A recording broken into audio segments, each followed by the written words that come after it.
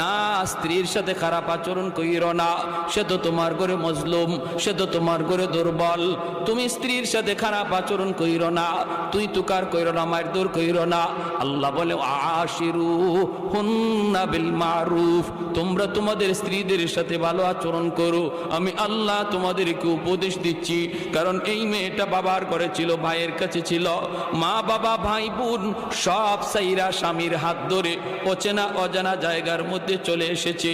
এই এলাকার মানুষগুলি কেমন আল্লাহর বান্দি জানে না, এই ঘরের মানুষগুলি কেমন তাও জানে না, শ্বশুরের মেজাজ কেমন জানে না, শাশুড়ির মেজাজ কেমন জানে না, ননদের মেজাজ কেমন জানে না।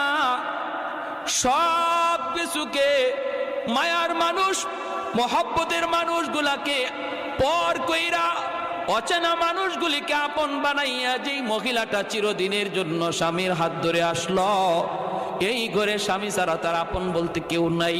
তুমি স্বামী যদি তার একটু মায়া না করো, আদর না করো, একটু বুক ভরা ভালোবাসা না দেউরে যুবক, আল্লাহর বান্দি এই ঘরে সারাটা জীবন কেমন করে কাটাবে? তোমার কোনো আচরণে যদি সে কষ্ট পায়, রান্নাঘরে গিয়া যদি এক ফোঁটা চোখের পানি ঝরায়, আল্লাহর আদালতের ফাইলে গিয়া চোখের পানিটা জমা হয়। হাসরের ময়দানে বহু স্বামী স্ত্রীর মামলায় আল্লাহর আদালতে আসামি হবে। যারা স্ত্রীর উপরে জুলুম করেছ, যৌতুক চাইয়া আর এমনি ভাবে তার বাপের